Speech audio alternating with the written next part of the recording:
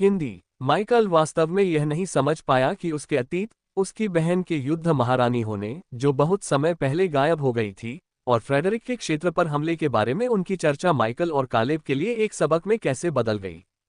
Alice ने team अनुशासन में उनकी रणनीति और रवैये की आधे घंटे से अधिक समय तक आलोचना की, जिसके बाद उसने उन्हें युद्ध से पहले के अपने विचारों, अपनी रणनीति और अब जब उन्हें एक ध्वज युद्ध टोकन मिल गया है, तो वे आगे क्या करने की योजना बना रहे हैं, इस बारे में एक विस्तृत रिपोर्ट लिखने का आदेश दिया।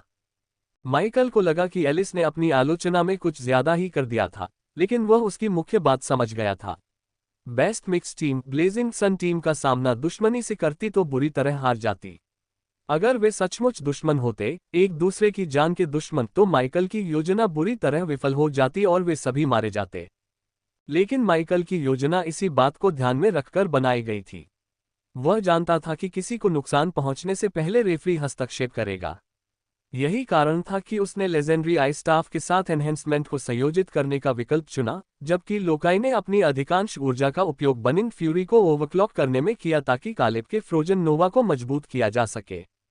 अगर माइकल सीधे फ्रोजन नोवा पर एनहेंसमेंट का इस्तेमाल कर पाता तो और भी अच्छा होता, लेकिन माइकल के पास कालेब के सोलिट्रेट सिंबल को छूने का विकल्प नहीं था। फिर भी माइकल ब्लेजिंग सन टीम के खिलाफ लड़ाई के परिणाम से काफी संतुष्ट था। वे उनसे कहीं अधिक शक्तिशाली थे, फिर भी बेस्ट मिक्स टीम के संयुक्त प्रयासों से अधिकांश दुश्मन पराजित हो गए। एलिस को डर था कि माइकल और कालेब को लगेगा कि यही रणनीति टेकोर जाति के खिलाफ भी कारगर साबित होगी, लेकिन उसे इस बात की चिंता करने की कोई जरूरत नहीं थी। माइकल की टेकोर के खिलाफ इसी रणनीति का इस्तेमाल करने की कोई योजना नहीं थी।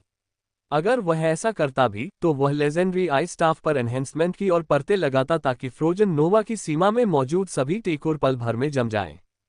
इसके लिए माइकल को अपनी पौराणिक अंगूठी में और अधिक शक्ति संचित करनी पड़ी, लेकिन ये काफी आसान था। ध्वज युद्ध शुरू होने में लगभग 3 महीने शेष थे। एलिस की आलोचना को छोड़कर माइकल काफी संतुष्ट था। ब्लेजिंग सब टीम के खिलाफ लड़ाई रोमांचक थी, जिसका मुख्य कारण कई सोलिट्रेट्स के संयुक्त प्रभाव से प्राप्त परिणाम था। वास्तविक लड़ाइयों में अपनी रणनीति को लागू करना और चमत्कारी प्रभाव पैदा करने के लिए सोलिट्रेट्स को संयोजित करना तथा उनकी पूरी शक्ति का उपयोग करना दिलचस्प था। अब हम क्या करेंगे? कालेब ने थकी हुई आंखों से माइकल की ओर देखते हुए पूछा। ऐसा लग रहा था मानो कालेब ने लगातार 3 दिनों तक राक्षसों की लहर से लड़ाई लड़ी हो, जबकि वास्तव में उसने अपनी बहन की बकवास केवल आधे घंटे तक ही सुनी थी।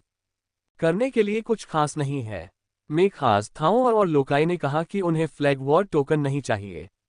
वे अपने टोकन हासिल करने के लिए दूसरों से लड़ना जारी रखना चाहते हैं। मुझे लगता है कि उन्हें अब भी यह बात पसंद नहीं है कि वे टीम प्रतियोगिता में आपके समर्थन के बिना शीर्ष 100 में नहीं पहुंच पाए। आखिर आप हमारी टीम के सर्वश्रेष्ठ खिलाड़ी थे। इसका मतलब है कि आप टोकन ले सकते हैं, माइकल ने कंधे उचकाते हुए जवाब दिया। शीर्ष 100 में पहुंचने के लिए मिलने वाले बैटल पॉइंट्स तो पहले ही बांटे जा चुके हैं। टोकन तुम क्यों नहीं ले लेते? मैं अपना टोकन पाने के लिए दूसरों से लड़ूंगा, कालेब ने कहा, लेकिन माइकल ने अपना सिर हिला दिया। मैं बाद में सर्वाइवल ऑफ द फिटेस्ट प्रतियोगिता में शामिल हो जाऊंगा। अगर मैं वहां शीर्ष 200 में जगह नहीं बना पाया, तो मैं कुछ हफ्तों के लिए ओरिजिन एक्सपेंस में जाऊंगा। टीम प्रतियोगिता से मिले बैटल पॉइंट से मैं कुछ संसाधन खरीद सकता हूं।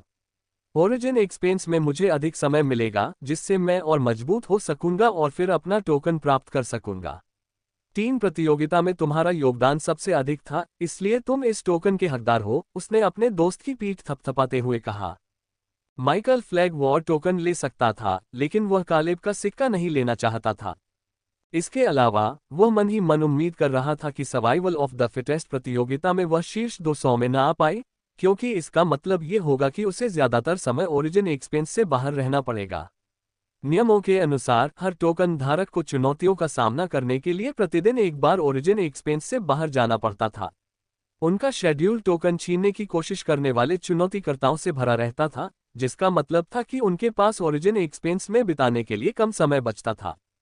माइकल अपना अधिकांश समय ओरिजिन एक्सपेंस में बिताना और बैटल एक्सचेंज के अंत में अपना टोकन प्राप्त करना पसंद करेगा, बजाय इसके कि वह पिलोक में रहकर प्रतिदिन दर्जनों लड़ाइयां लड़े, भले ही अनुभव प्राप्त करने के लिए ये भी बहुत मददगार हो। हाँ, ठीक है, अगर आप ऐसा कहते हैं, कालेब ने जवाब दिया और फ्लैग वॉर टोकन स्वीकार कर लिया। योग्यतम की उत्तरजीविता का नियम लागू होने का समय लगभग आ गया है। क्या आप तैयार हैं? उसने विषय बदलने की कोशिश करते हुए पूछा। कालेब अभी भी थका हुआ था, लेकिन आज बहुत कुछ हो गया था। उसे लगा कि उसे थोड़ा ध्यान भटकाने की जरूरत है। बेशक, मैं तैयार हूं। माइकल सहमति जताने ही वाला था कि वह अचानक रुक गया। कालेब लगभग अपने दोस्त से टकरा ही गया, जो अपनी दाहिनी हथेली के पिछले हिस्से को देख रहा था और उसकी भौहें सिकुड़ी हुई थीं। क्या हुआ? मुझे लगता है कि मेरे इलाके पर हमला हो रहा है। शायद, माइकल ने धीरे से जवाब दिया। अपनी प्रजा के साथ वफादारी के संबंधों ने माइकल को स्पष्ट रूप से बता दिया कि उसके कुछ आदेशों को ठेस पहुंची थी। टियारा और एमराल्ड लीफ एडवेंचरर्स परेशान थे। उनकी भावनाएं तेजी से बदल रही थीं और माइकल के साथ उनके संबंध में भ्रम व्याप्त था। चोटों और वफादारी के अव्यवस्थित संबंधों के बावजूद उसके द्वारा बुलाए गए किसी भी व्यक्ति की मृत्यु नहीं हुई है अभी तक। पहले फ्रेडरिक और अब तुम। यहाँ क्या चल रहा है? कालेब ने मन ही मन बड़बड़ाया, अपने युद्ध चिन्ह को घूरते हुए, मानो वह सोच रहा हो कि कहीं उसके क्षेत्र पर भी हमला तो नहीं होने वाला है। लगता है मुझे सर्वाइवल डिसिप्लिन छोड़ना पड़ेगा, माइकल ने अपनी भावनाओं को शांत करने की कोशिश करते हुए कहा, क्योंकि उसके सामने अनटेम्ड जंगल की ओर जाने वाला रूनिक गेट प्रकट हो गया था। शायद ये कोई मामूली बात हो। अभी तक कोई मरा नहीं है। अगर आपके पास थोड़ा खाली समय हो तो कृपया एलिस को सूचित कर दें। मुझे नहीं लगता कि यह कोई बड़ी बात है, लेकिन मुझे कुछ समय के लिए ओरिजिन एक्सपेंस में रुकना पड़ सकता है, माइकल ने रूनिक गेट में कदम रखने से पहले कहा। माइकल गायब हो गया और कालेब को गलियारे में अकेला छोड़ दिया। लकड़ी के बने आलीशान घर में अपने कमरे में वह फिर से प्रकट हुआ और तुरंत बाहर भागा। जब वह उत्पत्ति विस्तार में वापस आया और अपनी प्रजा के करीब पहुंचा, तो माइकल ने वफादारी के बंधनों से उत्पन्न खिंचाव बल को पहले से कहीं अधिक मजबूत महसूस किया। उसी क्षण उसे एहसास हुआ कि उसने स्थिति की गंभीरता को कम आंका था। मुसीबत उसका इंतजार कर रही थी। मुझे लगता है कि आपको एक नज़र डालनी चाहिए। माइकल को सबसे पहले घायल योद्धाओं का एक समूह मिला। उनके कवच जले हुए थे और उनके शरीर पर जलने के निशान थे। माइकल ने जमीन पर लात मारी और पलक झपकते ही 20 मीटर की दूरी तय करके योद्धाओं के सामने आ गया। तुम लोगों को क्या हुआ? उसने उनकी हैरानी को नजरअंदाज करते हुए पूछा। दो योद्धा अपने प्रभु के प्रति सम्मान व्यक्त करने के लिए उनके सामने घुटने टेकना चाहते थे, लेकिन माइकल ने उन्हें वापस ऊपर खींच लिया। मेरे प्रभु, आप वापस आ गए। मेरे प्रभु, आप आखिरकार लौट आए। माइकल ने अपनी आंखें घुमाईं और उस योद्धा की ओर इशारा किया जिसने अभी तक कुछ नहीं कहा था। मुझे बताओ क्या हो रहा है? अभी तक किसी की मौत नहीं हुई थी, लेकिन स्थिति बेहद गंभीर लग रही थी। टियारा और एमराल्ड लीफ एडवेंचरर टीम के वफादारी के बंधन चिड़चिड़ापन, क्रोध और जान से मारने की इच्छा से भरे हुए थे। मेरे प्रभु, मुझे खुद भी यकीन नहीं है, युवा योद्धा ने हिचकिचाते हुए कहा। फिर उसने अपनी सारी जानकारी बता दी। हम पूरी सुबह अभ्यास कर रहे थे, तभी कमांडर टियारा और कैप्टन लिलिका को हमारे क्षेत्र के पास एलिमेंटल्स द्वारा तबाही मचाने की सूचना मिली। हमने पहले कभी एलिमेंटल्स का सामना नहीं किया था, इसलिए कमांडर टियारा ने ब्लेयर और अन्य लोगों को स्थिति की जांच करने के लिए भेजा। मुझे नहीं पता कि उन्हें क्या पता चला, लेकिन हमें लेसर एलिमेंटल्स को खत्म करने का आदेश दिया गया, जबकि कमांडर टियारा, कैप्टन लिलिका और कई अन्य लोग उस दिशा में चले गए जहां से एलिमेंटल्स आए थे। लेसर एलिमेंटल्स से लड़ते हुए हमें बहुत देर से एहसास हुआ कि फायर एलिमेंटल्स तब फट जाते हैं जब उनके मॉन्स्टर कोर सूखने की कगार पर होते हैं। माइकल से डरा हुआ और कुछ हद तक शर्मिला होने के बावजूद युवा योद्धा को आज सुबह से लेकर अब तक की सारी घटनाएं याद थीं, जिससे उसके स्वामी को स्थिति का मोटा मोटा अंदाजा लग गया। माइकल ने गंभीर भाव से सिर हिलाते हुए मुट्ठी भर औषधियां निकाली और योद्धाओं को सौंप दी। ये लो और आज आराम करो। तुमने इलाके की रक्षा बहुत अच्छे से की, माइकल ने कहा और जाने ही वाला था कि उसे कुछ याद आया। टियारा और बाकी लोग किस दिशा में गए? धन्यवाद महाराज, वे मध्य क्षेत्र के पश्चिमी भाग की ओर रवाना हो गए हैं महाराज। युवा योद्धा ने माइकल को सलाम करते हुए कहा, जबकि उसके स्वामी ने सिर हिलाकर विदा ली। माइकल ने अपने शरीर के निचले हिस्से में ऊर्जा प्रवाहित करके गति बढ़ाई। उसने एक छोटा क्रिस्टल निकाला और उसमें कुछ मूल ऊर्जा प्रवाहित की ताकि संदेशवाहक क्रिस्टल के माध्यम से टियारा को बुला सके। एलिमेंटल्स के बारे में कोई रिपोर्ट नहीं मिली है। अनटेम्ड जंगल में कोई एलिमेंटल्स नहीं होने चाहिए। अगर कोई है भी तो नेचर एलिमेंटल्स, वुड एलिमेंटल्स और शायद वाटर एलिमेंटल्स होने चाहिए। लेकिन फायर एलिमेंटल्स का क्या? जैसे ही माइकल जंगली जंगल के मध्य क्षेत्र के पश्चिमी भाग की ओर दौड़ते हुए ये समझने की कोशिश कर रहा था कि क्या हो रहा है, संचार क्रिस्टल चमक उठा। माइकल का ध्यान बढ़ गया क्योंकि वह संचार क्रिस्टल पर ध्यान देते हुए जंगल में फुर्ती से आगे बढ़ता रहा। मैंने सुना है कि एलिमेंटल्स प्रकट हुए हैं। मुझे अपनी स्थिति के बारे में बताओ। क्या सब ठीक है? माइकल ने जोर से पूछा। मास्टर, आप वापस आ गए। टियारा की उत्साहित आवाज संचार क्रिस्टल के माध्यम से गूंजी। उसकी आवाज में उत्साह देखकर माइकल तुरंत शांत हो गया। अगर टियारा या उसके आसपास कोई घायल होता तो उसकी आवाज में इतना उत्साह और जोश नहीं होता। यह एक अच्छा संकेत था। हम बिल्कुल ठीक हैं। हालांकि स्थिति थोड़ी उलझन भरी है, टियारा ने कहना शुरू किया, लेकिन तभी उसके बगल में सरसराहट की आवाज आए और उसकी बात अधूरी रह गई। टियारा चीख पड़ी, यह मेरा है। मुझे मालिक से बात करने दीजिए। अभी आपकी बारी नहीं है। अगले ही पल टियारा कराह उठी और लिलिका की आवाज टियारा के संचार क्रिस्टल के माध्यम से सुनाई दी। वापस स्वागत है, माइकल। आपने जरूर ध्यान दिया होगा कि हमारे वफादारी के लिंक में कुछ गड़बड़ थी। लिलिका ने उत्साहित और भ्रमित दोनों लहजे में कहा। टियारा और पूरी एमराल्ड लीफ एडवेंचरर टीम का लॉयल्टी लिंक्स में इतना बड़ा हलचल मचाना असामान्य बात है। इसके अलावा लगभग एक ही समय में 2 दर्जन समन्स घायल हो गए। मुझे चिंता थी कि इलाके पर हमला हो रहा है, इसलिए मैं वापस आ गया। माइकल ने अपनी चिंताएं जाहिर की, हालांकि उनकी आवाजें सुनकर उसकी कुछ चिंताएं कम हो गईं। छोटे तत्वों ने योद्धाओं को घायल कर दिया होगा। मुझे उम्मीद है कि कोई मरा नहीं होगा, लिलिका ने जवाब दिया, लेकिन माइकल ने उसे आश्वस्त करते हुए कहा, वे केवल घायल हुए हैं। लेकिन मुझे स्थिति के बारे में बताओ। मैं पहले ही रास्ते में हूँ। खैर, असल में ये काफी सरल है, फिर भी उलझन भरा भी है। कुछ दिन पहले हमें एलिमेंटल्स से भरी एक गुफा मिली, लेकिन वह गुफा सामान्य नहीं है। या यूं कहूं कि एलिमेंटल्स सामान्य नहीं हैं। उन्हें वश में कर लिया गया है और वे गुलाम हैं। संचार क्रिस्टल से लिलिका की आवाज गूंजी, उसके शब्दों ने उसके दिमाग के पहियों को अथक रूप से काम करने के लिए प्रेरित किया। गुलाम? क्या आपका मतलब है कि मध्य क्षेत्र में कोई और लॉर्ड है? माइकल ने पूछा, उसकी आंखों में भ्रम और उत्साह का मिलाजुला भाव झलक रहा था। हाँ, और तभी माइकल को अनटेम्ड जंगल में दूसरे लॉर्ड के बारे में पता चला। शुरुआती भ्रम के बाद लिलिका ने स्थिति का एक बार फिर से सारांश प्रस्तुत किया ताकि यह सुनिश्चित हो सके कि वह जल्द से जल्द जवाबी उपायों के बारे में सोच सके। आज सुबह ब्लेयर और उसकी खोजी टीम ने अनटेम्ड जंगल के बाहरी घेरे के पश्चिमी भाग में शिकार करते हुए लेसर एलिमेंटल्स के एक समूह को खोजा। लेकिन वे साधारण लेसर एलिमेंटल्स नहीं थे। हमने देखा कि उन सभी ने क्रिस्टल से बने चोकर पहने हुए थे। वे प्राणियों के एक समूह द्वारा नियंत्रित थे, जिन्हें ब्लेयर और उसके खोजी दल ने समन्स के रूप में पहचाना। लिलिका ने अपना सारांश शुरू किया। हालांकि माइकल को थोड़ा संदेह था। उसे यकीन नहीं था कि ब्लेयर और उसके जासूस कैसे निश्चित हो सकते हैं कि एलिमेंटल्स को नियंत्रित करने वाले प्राणी समन्स ही थे, लेकिन लिलिका ने उसे संक्षेप में समझा दिया। ब्लेयर ने माइकल द्वारा कुछ समय पहले तैयार किए गए स्मृति क्रिस्टलों में से एक के साथ कई दिन बिताने के बाद ज्ञान प्राप्त किया। उसने एक मास्टर ट्रैकर की उन्नत अंतर्ज्ञान शक्ति प्राप्त कर ली, जिससे वह अपनी दृष्टि के दायरे में मौजूद अधिकांश प्राणियों की शक्ति, खतरे के स्तर और अस्तित्व की स्थिति का सहज रूप से आकलन कर सकती है। ये काफी मददगार साबित हुआ, और माइकल पहले से ही कल्पना कर सकता था कि भविष्य में ऐसी स्वाभाविक क्षमता कितनी उपयोगी साबित होगी।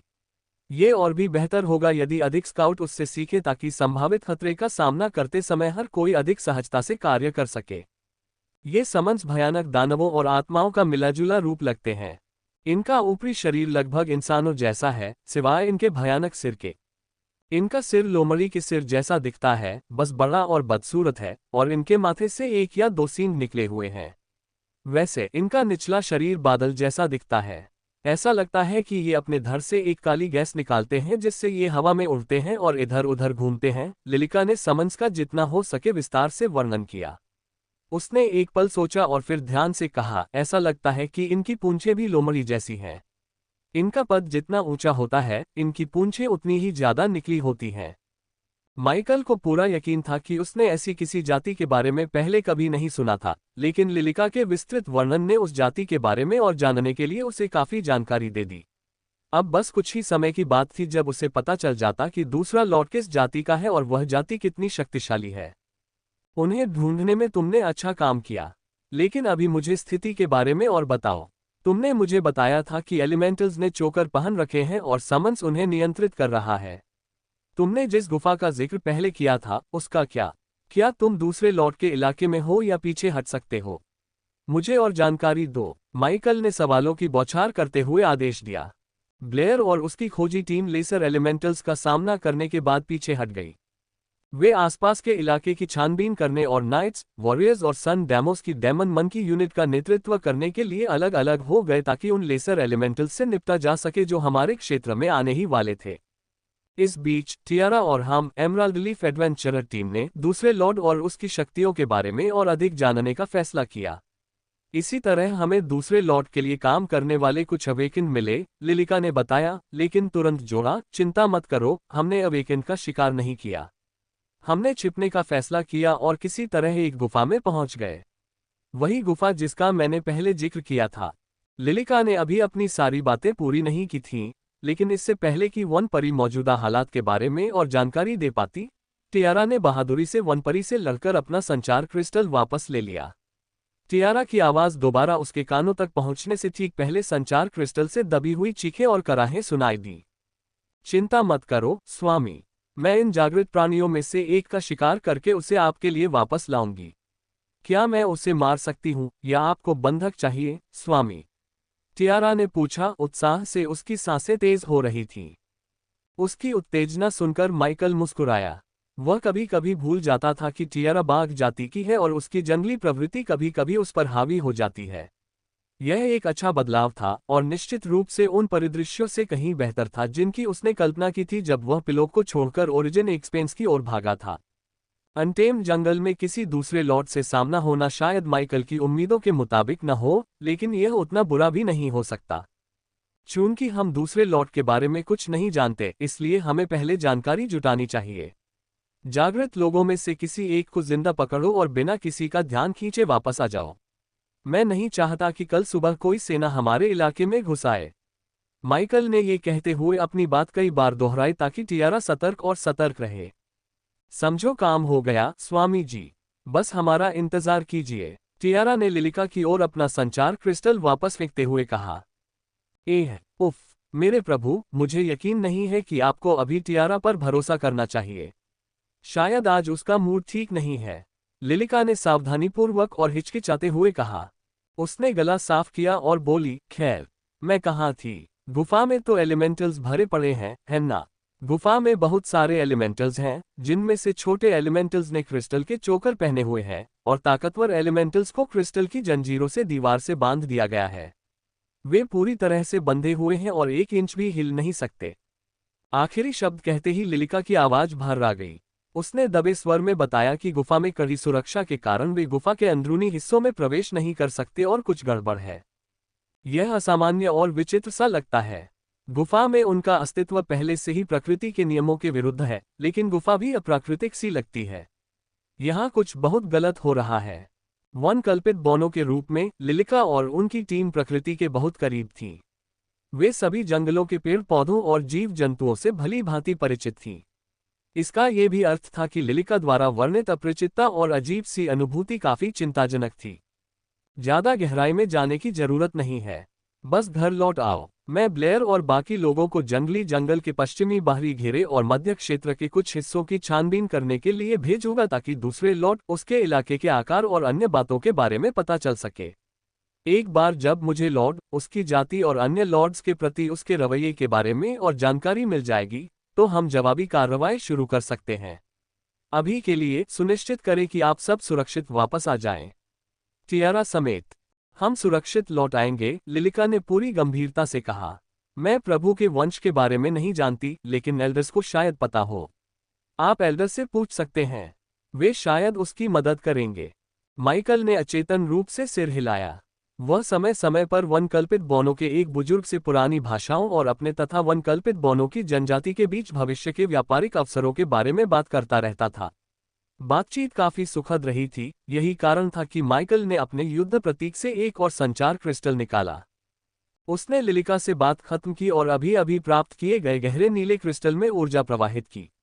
एक संचार क्रिस्टल को वापस वॉर रूम के भंडारण स्थान में रखते हुए माइकल ने वन एल्फ एल्डर को फोन किया। शुभ संध्या, लॉर्ड माइकल। आपसे बात किए हुए काफी समय हो गया। आज मैं आपकी क्या मदद कर सकता हूँ? क्या आप इस बुजुर्ग व्यक्ति के साथ प्राचीन भाषाओं के बारे में फिर से बात करना चाहेंगे? माइकल द्वारा संचार क्रिस्टल में ऊर्जा डालने के 1 मिनट से भी कम समय में ज्ञान से भरी एक मधुर आवाज उससे निकली। नमस्कार एल्डर सिलराम, आशा है आप हमेशा की तरह कुशल होंगे। दुर्भाग्यवश मैं आपसे पुरानी भाषाओं के बारे में और चर्चा करने के लिए नहीं बुला रहा हूं। हमें एक छोटी सी समस्या आ गई है। माइकल ने एल्डर का अभिवादन किया और सीधे मुद्दे पर आ गया। उसने अपनी समस्या को यथासंभव विस्तृत जानकारी के साथ समझाया, हालांकि उसके पास बहुत अधिक जानकारी नहीं थी। वन एल्फ जनजाति के मुखिया ने ध्यान से सुना और तुरंत कोई उत्तर नहीं दिया। कुछ मिनटों की खामोशी के बाद एल्डर सिलराम के होठों से एक गहरी आह निकली। लगता है, हे युवा स्वामी, दुर्भाग्य तुम्हारा पीछा किसी जुनूनी प्रेमी की तरह कर रहा है। एल्डर सिलराम ने थोड़ा मजाक करते हुए अपने शरीर के तनाव को कम करने की कोशिश की। हालांकि स्थिति की गंभीरता ने किसी भी मजाक की गुंजाइश नहीं छोड़ी। एल्डर की टिप्पणी के जवाब में माइकल ने अपनी भौहें सिकोड़ते हुए कहा, मैं इसे एक बुरा संकेत मानता हूं। बुरा संकेत? बिल्कुल, मैं उस जाति को जितना जानना चाहता हूं उससे कहीं ज्यादा जानता हूं जिसका आपने अभी वर्णन किया। दरअसल मैंने ओरिजिन एक्सपेंस में उनसे 2 बार लड़ाई की थी और हर बार परिणाम विनाशकारी रहा, भले ही मैं विजयी रहा। एल्डर सिलराम की आवाज में उनकी सामान्य प्रसन्नता गायब थी। माइकल के आसपास सब कुछ शांत हो गया, जैसे वह ध्यान से सुन रहा हो। तुम्हें उनसे लड़ना ही होगा, जितनी जल्दी हो उतना अच्छा। उन्हें 7 पूंछ वाले आत्मा कहा जाता है, जिन्हें कित्सुन भी कहते हैं। कित्सुन एक क्रूर और धोखेबाज जाति के रूप में जाने जाते हैं, जिन पर भरोसा नहीं किया जा सकता। वास्तव में वे आपस में भी एक दूसरे पर भरोसा नहीं करते जब तक कि उनके बीच कोई आत्मा अनुबंध स्थापित न हो। यहाँ तक कि अगर उनके बीच कोई आत्मा अनुबंध स्थापित न भी हो तो भी कित्सुन अपने साथियों का फायदा उठाने के लिए आत्मा अनुबंध में खामियों की तलाश करेंगे। बुजुर्ग ने माइकल को वह सब कुछ बताया जो वह जानता था। वह 10 मिनट से अधिक समय तक बोलता रहा, जिससे माइकल की रीढ़ की हड्डी में बेचैनी की लहर दौड़ गई। वे दया करना नहीं जानते और उनकी ताकत को कम करके नहीं आंका जा सकता। उन्हें हल्के में मत लो। जैसे जैसे माइकल एल्डर द्वारा कित्सुन जाति के वर्णन को सुनता गया, वह केवल अपने भाग्य को कोसने लगा। उसे पहले से ही अंदाजा था कि दूसरे लॉर्ड से बात करना काफी मुश्किल होगा और उनके बीच अच्छे संबंध बनने की संभावना बहुत कम थी, लेकिन जो जानकारी उसे मिली वह उसकी कल्पना से भी कहीं ज्यादा अप्रिय थी। मुझे लगता है कि इससे शांति और मैत्रीपूर्ण व्यापारिक संबंधों का विकल्प खत्म हो जाता है। ये बहुत दुर्भाग्यपूर्ण है, माइकल ने बड़बड़ाते हुए कहा। वह एल्डर सिलराम से बात करने के बजाय खुद से ही बात कर रहा था। हालांकि एल्डर सिलराम ने माइकल की बात सुन ली और संचार चैनल के अपने हिस्से में वह भौहें चढ़ाए बिना नहीं रह सके। घटनाक्रम में आए बदलाव से आप नाखुश नहीं दिख रहे हैं, उन्होंने कहा। क्या मैं नाराज नहीं हूं? आपको कैसे लगता है कि मैं अच्छे मूड में हूं? माइकल ने उत्सुकता से पूछा। आप उत्साहित हैं, है ना? जैसा कि एल्डर सिलराम ने सोचा था, माइकल का मूड खराब नहीं था। वह थोड़ा उत्साहित था और उसे यह जानकर अच्छा लगा कि कित्सुन धोखेबाज और निर्दयी थे।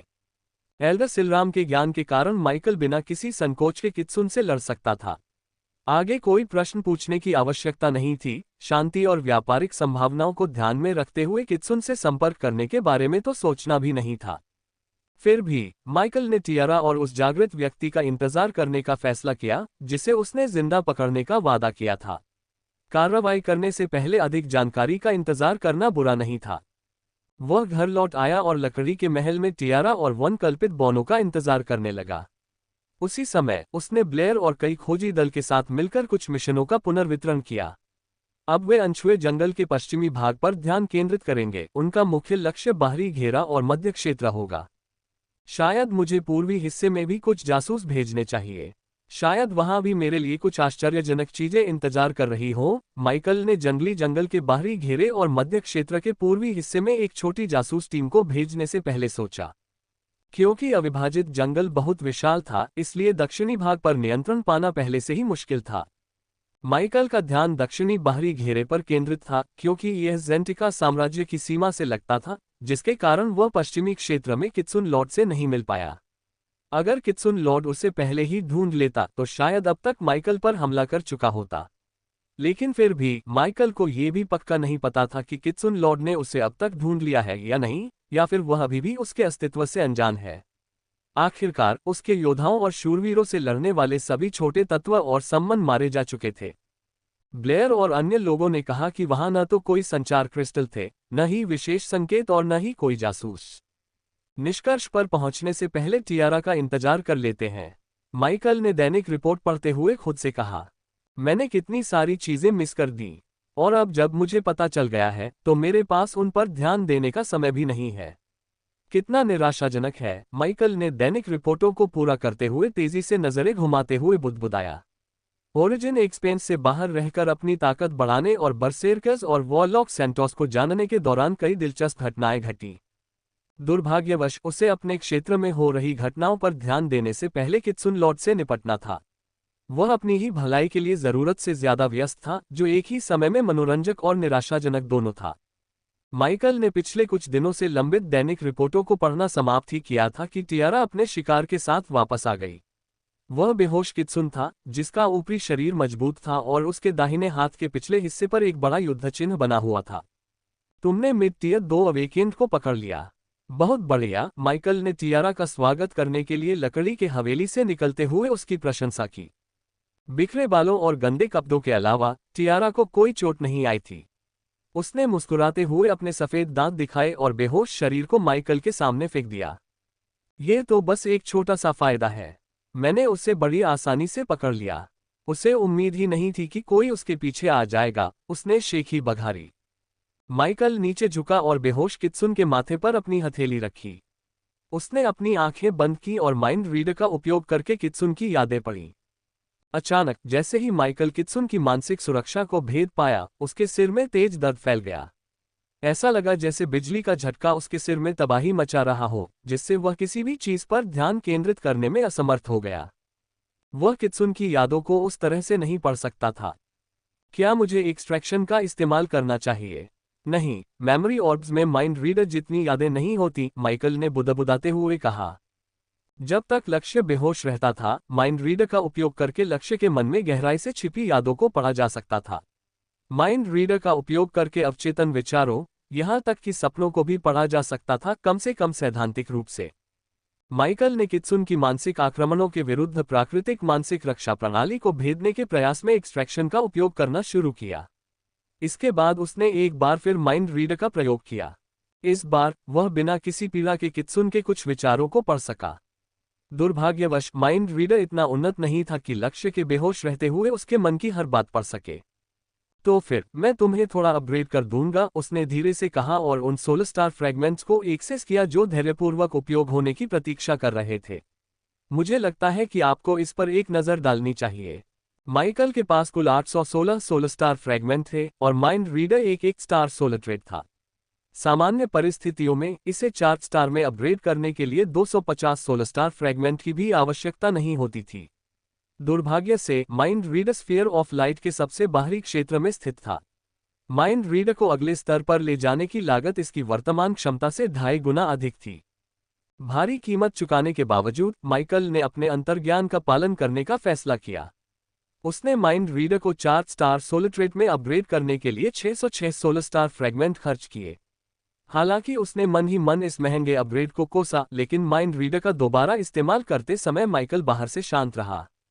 बेहोश कित्सुन को होश आने ही वाला था कि तभी एक शक्तिशाली ताकत उसके दिमाग में घुस गई। तुम्हारा स्वामी कौन है? कित्सुन स्वामी के पास कितने योद्धा हैं? क्या वह किसी अन्य स्वामी के बारे में जानता है? उसकी योजना क्या है? स्वामी के लिए कितने जागृत योद्धा काम कर रहे हैं? तुम्हारी युद्ध शक्ति कितनी है?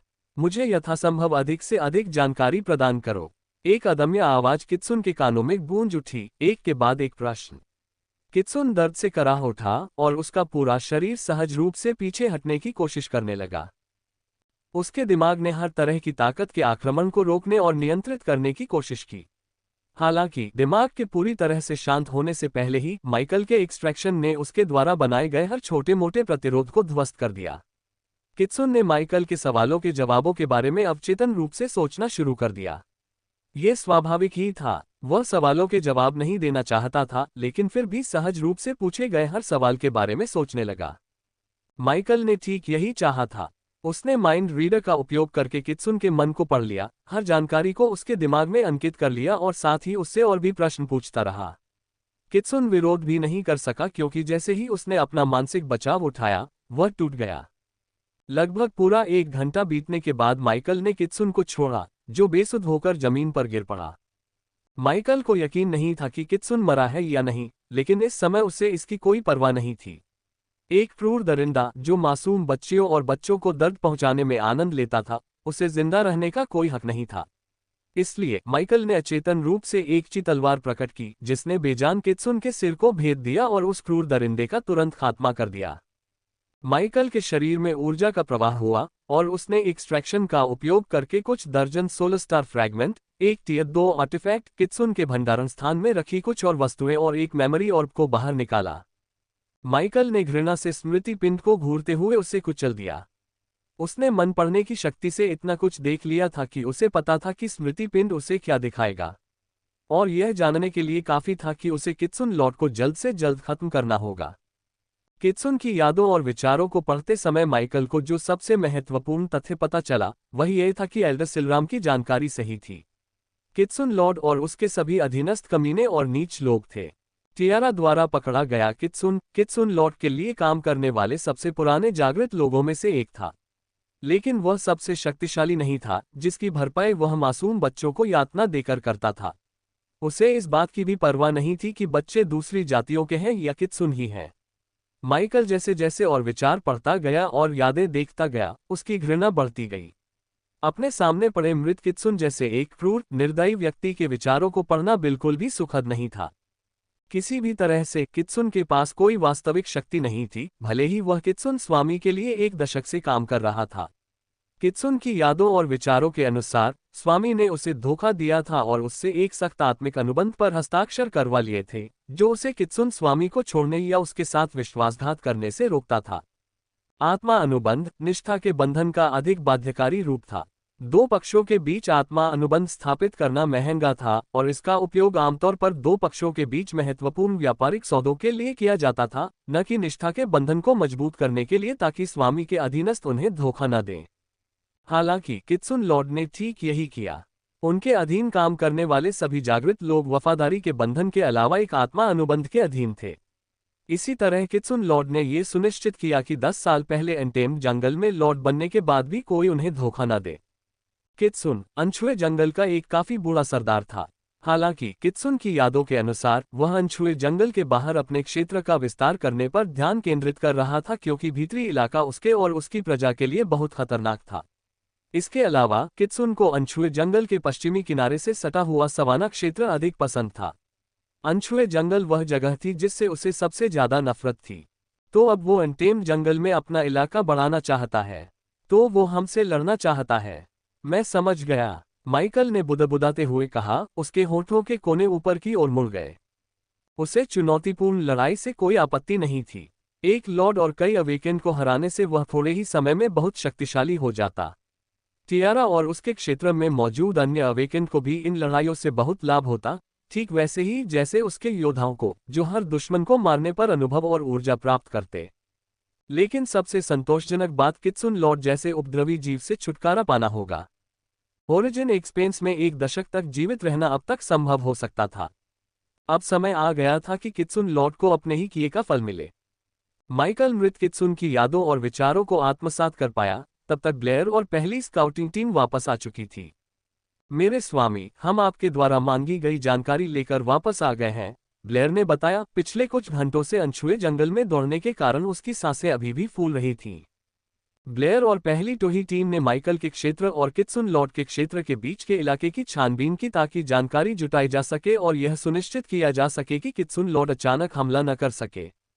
आगे बढ़ो, माइकल ने ब्लेयर की ओर इशारा किया, जो अभी भी हौंफते हुए सांस लेने की कोशिश कर रही थी। हमें अपने क्षेत्रों के बीच कोई और समन या एलिमेंटल नहीं मिला। हालांकि पहली खोजी टीम ने मुझे बताया कि उनके 2 सदस्य बिना पकड़े गए कित्सुन लॉर्ड के क्षेत्र में घुसपैठ करने में सफल रहे। ब्लेयर ने अपनी रिपोर्ट शुरू की। उसने गहरी सांसें ली और आगे कहा, जासूसों ने बताया कि उन्हें कित्सुन लॉर्ड के मुख्य अड्डे का पता है और कित्सुन लॉर्ड के लिए काम करने वाले जागृत लोगों ने कुछ दर्जन छोटे तत्वों और संबंधों की मौत को कोई अनोखी घटना नहीं माना।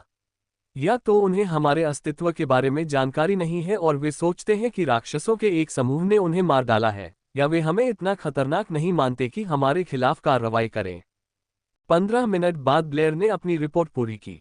ये बहुत विस्तृत थी, ये देखते हुए कि उसकी टीम और पहली स्काउटिंग टीम को कुछ ही घंटों के लिए स्काउटिंग के लिए भेजा गया था। रिपोर्ट के दौरान ब्लेयर केवल सांस लेने के लिए रुकी। उसके बाद वह माइकल के सामने खड़ी हुई, उसकी पीठ सीधी थी और उसकी आंखों में अटूट आत्मविश्वास झलक रहा था।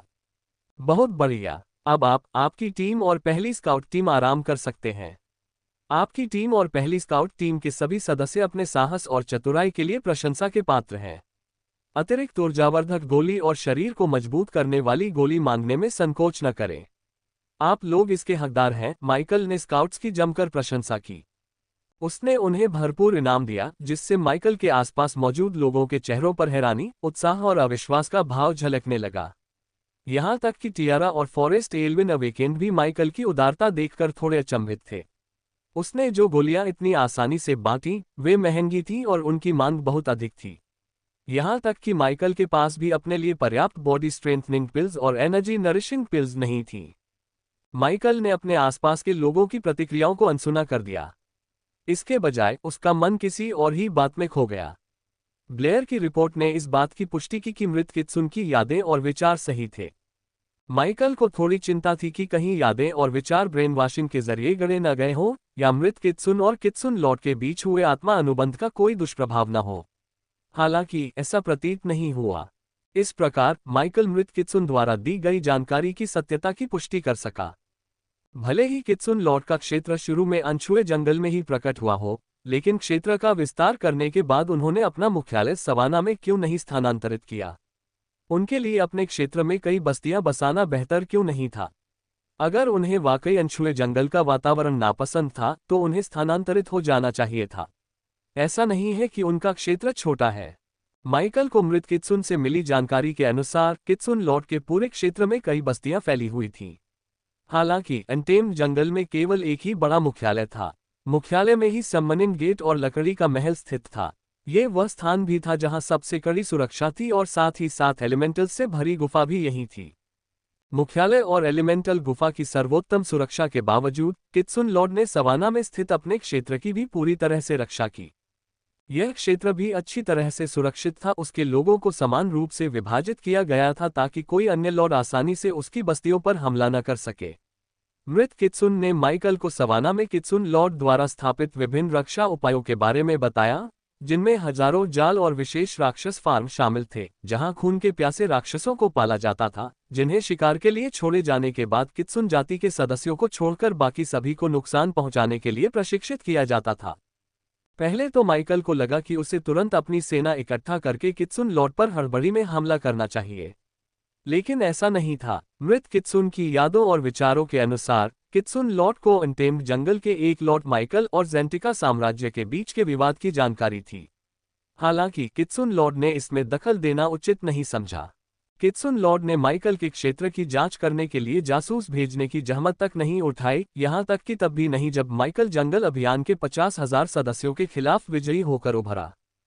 कित्सुन लॉर्ड की उदासीनता काफी हैरान करने वाली थी, जब तक कि माइकल को ये पता नहीं चला कि वह लगभग 1000 जागृत कित्सुन, 35,000 से अधिक लड़ाकों का नेतृत्व करता है और उसके पूरे क्षेत्र में खून के प्यासे जानवरों के कुछ फार्म फैले हुए हैं, जिनमें हजारों ऐसे जानवर हैं जो भूखे मर रहे हैं और ताज़ा खून और मांस के लिए तरस रहे हैं। मुझे लगता है कि आपको इस पर एक नज़र डालनी चाहिए। कित्सुन लॉर्ड के अधीन काम करने वाले जागृत कित्सुनों में से कोई भी इस समय प्रथम श्रेणी का जागृत नहीं था। अधिकांश द्वितीय श्रेणी में थे और कुछ तृतीय श्रेणी में। अच्छी बात सिर्फ ये थी कि कित्सुन लॉर्ड सहित कोई भी कित्सुन उच्चतर जीवन रूप बनने की सीमा को पार नहीं कर पाया था। कोई भी कित्सुन चतुर्थ श्रेणी का जागृत नहीं था, और ऐसा लगता था कि यह स्थिति जल्द ही नहीं बदलेगी, क्योंकि कित्सुन लॉर्ड इस समय अपने व्यवसाय पर ही अधिक ध्यान केंद्रित कर रहा था। कित्सुन भले ही धोखेबाज, निर्दयी और नीच थे, लेकिन वे वास्तव में शक्तिशाली भी नहीं थे। यही कारण था कि उन्होंने जंगली जंगल में राक्षसों से लड़ने के लिए छोटे तत्वों को छोड़ दिया, क्योंकि वे बहुत कमजोर थे। हालांकि ये भी एक समस्या थी। एलिमेंटल्स ही वह कारण थे जिसकी वजह से माइकल ने कित्सुन लॉर्ड के मुख्यालय पर अपनी पूरी सेना के साथ तुरंत हमला नहीं किया। आखिरकार मरे हुए कित्सुन को भी नहीं पता था कि कितने एलिमेंटल्स पैदा किए गए थे, कित्सुन लॉर्ड के नियंत्रण में सबसे शक्तिशाली एलिमेंटल्स कितने ताकतवर थे, और कित्सुन लॉर्ड उन एलिमेंटल्स के साथ क्या योजना बना रहा था जिनकी उसे जरूरत नहीं थी। कित्सुन लॉर्ड के अधीन काम करने वाले जागृत कित्सुन लोगों में यह आम धारणा थी कि वह एलिमेंटल गुफा में एलिमेंटल्स पर शासन करता है। हालांकि किसी को भी ठीक से पता नहीं था कि कित्सुन लॉर्ड एलिमेंटल्स को अनटेम जंगल में कैसे लाया या उसने उन सभी को कैसे वश में किया। कुछ लोगों का मानना था कि कित्सुन लॉर्ड ही एलिमेंटल्स को ओरिजिन एक्सपेंस में लाया था, लेकिन इस बात की कभी पुष्टि या खंडन नहीं हुआ। माइकल को एलिमेंटल्स के लिए बुरा लगा। अगर वह कित्सुन लॉर्ड से छुटकारा पाने के लिए एलिमेंटल्स को गुफा में कैद और गुलाम होने से बचा सकता तो वह ऐसा जरूर करता। लिलिका और बाकी सब भी ऐसा ही महसूस कर रहे थे। उसने उसे विस्तार से बताया कि एलिमेंटल्स की गुफा में एलिमेंटल्स के साथ कितना बुरा बर्ताव किया जाता था, और उसने जो कुछ देखा था वह तो बस हिम्बर्ग का एक छोटा सा हिस्सा था। गुफा के अंदर से आती थकी हुई चीखें और बेबस रोने की आवाजें अब भी उसे कपकपा देती थीं। लेकिन एलिमेंटल्स के प्रति जो दया भावना उसके मन में थी, वह एकमात्र कारण नहीं था जिसके चलते उसने ये निर्णय लिया कि कित्सुन लॉर्ड द्वारा गुलाम बनाए गए एलिमेंटल्स का विनाश करना शर्मनाक होगा। बेशक उसे दया तो आए, लेकिन माइकल पिंजरे में बंद लोगों को मुक्त कराने जैसे नेक मकसद के लिए अपनी सेना की सुरक्षा को खतरे में नहीं डालता। हालांकि एलिमेंटल्स को जीवित रखने और उन्हें बचाने के फायदे संभावित खतरे से कहीं अधिक थे। एलिमेंटल्स न केवल राक्षस के रूप में मौजूद थे बल्कि बुद्धिमान जीव भी थे। जब उनकी बुद्धि पर्याप्त रूप से विकसित हो गई तो वे ओरिजिन एक्सपेंस की भाषा का उपयोग करके संवाद करना सीख गए। उन्होंने कुछ सभ्यताओं से भी कहीं बड़े समाज बनाए। इसके बावजूद कई लोग एलिमेंटल्स को निम्न स्तर का जीव मानते थे क्योंकि वे तत्वों से बने थे। एक साधारण बारिश भी केवल अग्नि एलिमेंटल्स से बने समाज को तबाह कर सकती थी, सूखा जल एलिमेंटल्स को कमजोर कर सकता था, इत्यादि। उनकी शक्तियां असाधारण थीं, लेकिन उनकी कमजोरियां और भी स्पष्ट थीं। अंत में अधिकांश बुद्धिमान जीव जंतुओं ने एलिमेंटल्स को निम्नतर जीव जंतु ही माना क्योंकि उन्हें उत्पत्ति विस्तार की इच्छा से नहीं चुना गया था। युद्ध मंत्रों को प्रकट करने और अपनी इच्छा से उत्पत्ति विस्तार में प्रवेश करने में असमर्थ हर जाति को निम्नतर जीव जंतु माना जाता था, ठीक वैसे ही जैसे 500 साल पहले मानव जाति को माना जाता था। लेकिन माइकल ऐसा नहीं सोचता था। इसके विपरीत उसके लिए बेहतर यही था कि ओरिजिन एक्सपेंस उन्हें वॉर रून्स प्रकट करने की अनुमति न दे। आखिरकार इसका मतलब यह था कि गुफा में रहने वाले एलिमेंटल्स जीवित रहने और ओरिजिन एक्सपेंस सटीक रूप से कहें तो अनटेम जंगल में अपना ठिकाना बनाने के लिए बेताब थे। उसके आसपास एलिमेंटल्स की मौजूदगी ही काफी थी कि वह कित्सुन लॉर्ड के नियंत्रण से उनमें से कुछ को बचाने के लिए अपनी पूरी कोशिश करे। आखिरकार उनकी उपस्थिति ही गुफाओं में एलिमेंटल क्रिस्टल और एलिमेंटल स्पिरिट सीड्स बनाने के लिए काफी थी।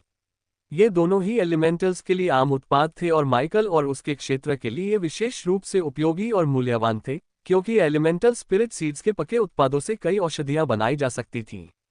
उर्वरक एलिमेंटल क्रिस्टल की एलिमेंटल ऊर्जा को प्रवाहित करके ऐसे पौधे उगा सकते थे जो आमतौर पर अंटिम जंगल के अलावा अन्य वातावरण में ही उगते हैं। और बात यहीं खत्म नहीं हुई। मौलिक क्रिस्टल का उपयोग शस्त्रों के लिए भी किया जा सकता था और इन्हें जादूगरों को युद्ध में उनकी शक्ति बढ़ाने के लिए दिया जा सकता था। अंत में सबसे महत्वपूर्ण बात यह थी कि उसके पास मिलनसार एलिमेंटल्स होने से माइकल को दुश्मनों के बारे में कम चिंता करनी पड़ेगी। एलिमेंटल्स काफी शक्तिशाली थे और माइकल ने उनके बारे में जो कुछ भी पढ़ा था उससे यही संकेत मिलता था कि वे अच्छे कर्मों का 100 गुना और घृणा का 10,000 गुना प्रतिफल देते हैं। एलिमेंटल्स को बचाना और कित्सुन लॉर्ड के खिलाफ कंधे से कंधा मिलाकर लड़ना संभावित खतरे को खत्म करते हुए माइकल के क्षेत्र के विकास को और आगे बढ़ा सकता है। माइकल के दिमाग में धीरे धीरे एक योजना बनने लगी, एक ऐसी योजना जिससे एक तीर से कई निशाने साधे जा सकें। रात्रि आक्रमण। यह दिलचस्प था कि कित्सुन लॉर्ड माइकल और उसके लोगों को खतरा नहीं मानते थे। क्या उन्हें लगता था कि माइकल कमजोर है या उन्हें अपनी ताकत पर भरोसा था? अगर ऐसा है तो आखिर किस बात ने उन्हें इतना आश्वस्त किया? पिलोक में स्पेस शटल के आगमन के बाद से माइकल की सेना काफी मजबूत हो गई थी। उसकी अपनी युद्ध क्षमता को भी कम नहीं आंका जा सकता था। उसकी शक्ति में काफी वृद्धि हुई थी, भले ही यह सीधे तौर पर उसके युद्ध मंत्र के परिष्करण स्तर से संबंधित न हो। इसलिए माइकल अपनी और अपनी सेना की शक्ति की सीमाओं को परखने के लिए पूरी तरह से तैयार था। अपने क्षेत्र का विस्तार करने और कई मध्यम आकार की बस्तियां बसाने का नुकसान यह है कि आप अपनी पूरी सेना को एक ही स्थान पर नहीं रख सकते। आपको बहुत सारी तरफ से लड़ना पड़ता है और बहुत जोखिम उठाना पड़ता है। कित्सुन लॉर्ड माइकल ने मृत कित्सुन की यादों और विचारों में खोते हुए बुदबुदाया। कित्सुन लॉर्ड को सवाना क्षेत्र में 4 सीमाओं की रक्षा करनी पड़ती थी। अनछुए जंगल में स्थित उनके मुख्यालय का पूर्वी भाग आसपास छिपे शक्तिशाली राक्षसों की मौजूदगी के कारण लगातार खतरे में रहता था और उत्तरी भाग को समय समय पर हमलों का सामना करना पड़ता था। माइकल को पूरी तरह से यकीन नहीं था, लेकिन उसने अनुमान लगाया कि कित्सुन लॉर्ड के पास अपने क्षेत्र के दक्षिण में माइकल के लोगों के साथ युद्ध करने के लिए पर्याप्त सैनिक नहीं थे। उसने माइकल के क्षेत्र को अब तक अनदेखा किया था ताकि उससे भी युद्ध न करना पड़े। दुर्भाग्य से माइकल उन लोगों में से नहीं था जो लड़ाई से बचते हुए दुश्मन के पहले कदम का इंतजार करते थे। उन्होंने अपनी सेना को हथियारबंद होने और युद्ध के लिए तैयार होने का आदेश दिया और धैर्यपूर्वक तब तक प्रतीक्षा की जब तक कि जंगली जंगल के पश्चिमी भाग में और अधिक जासूसों ने स्थिति की जानकारी नहीं दी। भले ही माइकल लड़ाई से बचते नहीं थे, लेकिन वे इतने लापरवाह भी नहीं थे कि बिना सोचे समझे दुश्मन के इलाके में घुस जाएं। उन्होंने सन डेमोस और उनकी दानव बंदर टुकड़ी को कित्सुन लॉर्ड के मुख्यालय से उत्तर पूर्व में गड़बड़ी फैलाने के लिए कित्सुन लॉर्ड के इलाके में घुसपैठ करने का आदेश दिया। सन डेमोस और रक्त शपथ दानव बंदर जंगली जंगल के घने जंगलों से चुपचाप आगे बढ़े, राक्षसों और कित्सुन से बचते हुए, जब तक कि वे कित्सुन लॉर्ड के इलाके के उत्तर पश्चिम भाग तक नहीं पहुंच गए। इस यात्रा में लगभग पूरा दिन लग गया, जो बिल्कुल सही था क्योंकि सन डेमोस और उसके साथियों को रात में एंटेम जंगल में छाए अंधेरे का तुरंत फायदा उठाकर हमला करने का मौका मिल गया। इसी बीच माइकल ने अपने जासूसों से मिली रिपोर्टों को पढ़कर कित्सुन लॉर्ड के इलाके, उसकी समस्याओं, उसकी युद्ध क्षमता और अन्य कई जानकारियों का मोटा मोटा अंदाजा लगा लिया। नई जानकारी का उपयोग करते हुए माइकल ने अपनी योजना में एक छोटा सा संशोधन किया। उसने टेलीपैथिक संचार के माध्यम से सन डेमोस को नए आदेश के बारे में सूचित किया और साथ ही blood oath demon monkey king को जो चाहे करने की अनुमति भी दे दी, बशर्ते कि वह ये सुनिश्चित करे कि उसके अधीनस्थ आदेशों का पालन करे। निर्धारित योजना के अनुसार सन डेमोस और लगभग 1000 ब्लड ओथ डेमन मंकीज ने रात में हमला किया। उन्होंने सबसे कम उम्र के ब्लड ओथ डेमन मंकीज को भी शामिल किया ताकि उन्हें उनकी ताकत का एहसास कराया जा सके और उन्हें असली युद्ध का अनुभव दिया जा सके। उन्होंने मुख्य बस्ती के बाहरी इलाके में सैकड़ों कित्सुन का नरसंहार करके तबाही मचाना शुरू कर दिया। उन्होंने इतना खून खराबा किया कि आधी रात को सभी की नींद खुल गई। नींद में अचानक हमला करने वाले अपने साथियों को देखकर चौंके और असमंजस में पड़े कित्सुन जनजाति के जो लोग बच गए थे, वे केवल भय से देखते रहे। पत्तों में हलचल हुई और खून से सनी आंखें अंधेरे में गायब हो गईं। बेरहमी से चीरे फाड़कर कुचले गए शवों को देखकर मुख्य बस्ती की रक्षा कर रहे कित्सुन जनजाति के लोगों ने अपनी चौकसी बढ़ा दी। उन्होंने पहरेदारों की संख्या 3 गुना कर दी और उस अछूते जंगल पर पैनी नजर रखी जो पहले से कहीं अधिक भयावह और जानलेवा लग रहा था। हालांकि बस्ती की दीवारों पर पहरा तिगुना करना भी पर्याप्त नहीं था। 2 विशालकाय चीले काले पन्ना उल्कापिंडों की तरह अंधेरे में से निकलती हुई आईं। इकारस और मादा विशालकाय चील ने बस्ती के मुख्य केंद्र में गोता लगाया। उन्होंने बैरकों पर हमला किया और कुछ घंटे पहले पब में शराब पीने से अभी भी आधे नशे में धुत ऊँघते हुए लड़ाकों को पकड़ लिया और आधी रात को मौत का सामना करने के लिए मजबूर हो गए। उनकी मृत्यु हो गई, उनके सिर चोंच से छेद दिए गए, उनकी छाती ग्रेटर ईगल्स के तेज धार वाले पंजों से चीर दी गई या उन्हें उठाकर बहुत ऊंचाई से गिरा दिया गया।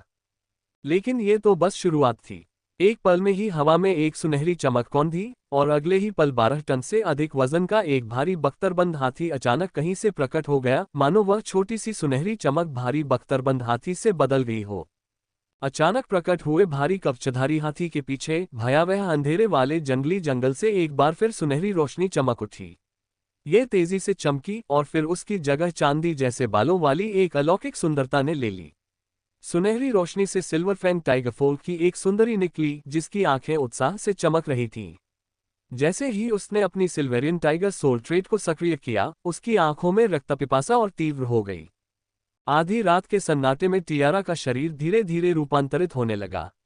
उसकी आंखें तेजी से चमक उठीं और वह आगे बढ़ने ही वाली थी कि तभी उसके बगल में एक बार फिर सुनहरी रोशनी दिखाई दी। ये गोल्डन स्टिंगर वास्प थी जिसमें पिछले 10 मिनटों में डंक मारे गए हर जीव के साथ स्थान बदलने की क्षमता थी। गोल्डन स्टिंगर वास्प की जगह लिलिका ने ले ली जिसका हाथ टियारा पर पड़ा। थोड़ा शांत हो जाओ, हमारे पास सिर्फ 10 मिनट हैं। हमारा मकसद सिर्फ अफरा तफरी मचाना और कुछ ऐसे जागृत लोगों को मारना है जो या तो नशे में हो या अकेले इधर उधर भाग रहे हो, बस इतना ही। अगर तुमने दोबारा गड़बड़ की तो माइकल तुम्हें बुरी तरह पीटेगा। लिलिका ने टियारा को चेतावनी दी जिसका चेहरा माइकल का नाम सुनते ही बदला। मालिक मुझे कभी नहीं मारेंगे, टियारा ने जवाब दिया, लेकिन फिर भी वह पहले से ज्यादा शांत हो गई। वह शिकार पर जाना चाहती थी, जागृत दुश्मनों को चुनौती देना चाहती थी और शिकार को माइकल के पास वापस लाना चाहती थी। हालांकि माइकल ने उन्हें एक और मिशन दिया था। उन्हें अगले 10 मिनट तक मुख्य बस्ती में तबाही मचाने का निर्देश दिया गया था, जब तक कि गोल्डन वास्प एक बार फिर सभी के साथ जगह न बदल ले और उन्हें सुरक्षित और तेजी से एंटेम जंगल के अंधेरे और सुरक्षा में वापस न पहुंचा दे। मिशन इतना ही सरल था, अनछुए जंगल के घने इलाकों में तबाही मचाना और माइकल के लौटने तक वहां आतंक मचाए रखना। टियारा और एमराल्ड लीफ एडवेंचरर टीम के 5 सदस्यों को greater eagles, golden stinger wasp और हैवी आर्मर्ड एलिफेंट के साथ कित्सुन लॉट की मुख्य बस्ती में भेजा गया था। दूसरी ओर सन डेमोस और डैमन मंकीज बस्ती की दीवारों के कमजोर बिंदुओं पर हमला करेंगे ताकि गार्ड व्यस्त रहें और बस्ती के केंद्र में राक्षसों का झुंड प्रकट होने पर भी वे दीवारों पर अपनी जगह छोड़कर अपने साथियों की मदद के लिए न दौड़ें। दीवारों पर तैनात पहरेदारों को इस बात का एहसास भी नहीं हुआ कि 6 जागृत शत्रु पहले ही उनके पीछे आ चुके थे और उन्होंने मिलकर उनकी पीठ पर तीरों की बौछार कर दी, फिर बस्ती की सुनसान गलियों में गायब हो गए। 1 दर्जन पहरेदार मौके पर ही मारे गए, जिससे सन डेमोस और उसके साथियों को एक बार फिर हमला करने का संकेत मिल गया। ये सिलसिला लगभग 10 मिनट तक चलता रहा, फिर अचानक भारी कवच वाला हाथी गायब हो गया और उसकी जगह अंधेरे में चमकती एक छोटी सी सुनहरी रोशनी दिखाई दी। रोशनी बस्ती से निकली और टियारा, लिलिका और 4 अन्य वनकल्पित बौनों को तेजी से खतरे से बाहर निकाल ले गई। उसी समय विशाल चीले और दानव बंदर भी गायब हो गए, जिससे मुख्य बस्ती में अफरा तफरी और निराशा का माहौल छा गया। कित्सुन जनजाति के किसी भी व्यक्ति ने इतने बड़े पैमाने पर राक्षसी हमले की उम्मीद नहीं की थी, और बस्ती के केंद्र में राक्षसों और जागृत प्राणियों के घुसपैठ की तो बिल्कुल भी नहीं। वे एक साथ प्रकट हुए और कुछ ही मिनटों में गायब हो गए। कुल मिलाकर केवल 10 मिनट ही बीते थे, फिर भी हर नागरिक को वे मिनट अनंत काल जैसे लगे। ये भयावह था, और ऐसा कभी भी दोबारा हो सकता था। अज्ञात के भय से पहरेदारों ने एलिमेंटल गुफा की सुरक्षा से अतिरिक्त सहायता मांगी। उन्होंने प्रभारी अवेकेंट को सूचित किया, जो रिपोर्ट को कित्सुन लॉर्ड तक पहुंचाने के लिए ओरिजिन एक्सपेंस से रवाना हो गया। कित्सुन लॉर्ड इस समय ओरिजिन एक्सपेंस में नहीं था। वास्तव में मृत कित्सुन की सूचना के अनुसार वह कई हफ्तों से वहां मौजूद नहीं था। इसका फायदा उठाते हुए माइकल ने अपनी योजना बनाई। प्रभारी जागृत ने एलिमेंटल गुफा की सुरक्षा के 1/3 सैनिकों को बस्ती के रक्षकों की सहायता के लिए भेजा। आखिरकार अगर लकड़ी के महल और सम्मनिंग गेट को कुछ भी हो जाता तो सभी जागृतों के लिए बुरा होता। कित्सुन लॉर्ड और जागृतों के बीच हुए आत्मा अनुबंध के अनुसार कित्सुन लॉर्ड के अलावा किसी को भी सम्मनिंग गेट और लकड़ी के महल को छूने की अनुमति नहीं थी।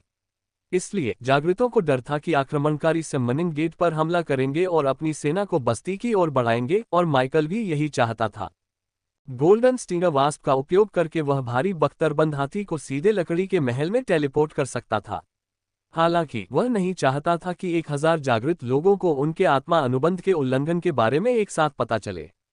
कित्सुन के दिलों में इस संभावना से भय पैदा करना कहीं बेहतर था कि कोई बस्ती पर आक्रमण कर सकता है और सम्मनिंग गेट पर हमला कर सकता है। इससे माइकल को अपनी सेना के साथ एलिमेंटल्स की गुफा में प्रवेश करने का रास्ता मिल गया। शुरू में माइकल अकेले ही एलिमेंटल्स की गुफा में प्रवेश करना चाहता था, लेकिन स्काउट्स की रिपोर्ट में कहा गया था कि गुफा की रक्षा के लिए 2000 से अधिक लेसर एलिमेंटल्स के साथ 7000 कित्सुन समन्स और लगभग 100 कित्सुन अवेकेंड मौजूद होंगे। गुफा के रक्षक और संरक्षक विशाल गुफा प्रणाली में फैले हो सकते हैं, लेकिन माइकल अकेले उनसे निपटने में सक्षम नहीं होगा। इस प्रकार वह अपनी सेना को साथ लेकर आया और उनके साथ विलीन हो गया, फिर अपने आसपास के लोगों की नजरों से पूरी तरह गायब हो गया। अपनी शक्ति को छिपाकर माइकल अपनी सेना के साथ एक हो गया। अब उसे बस अपने लोगों की तरह लड़ना था और हमला करने के अवसर की प्रतीक्षा करनी थी और देखना था कि वह एलिमेंटल्स की मदद कर सकता है या नहीं।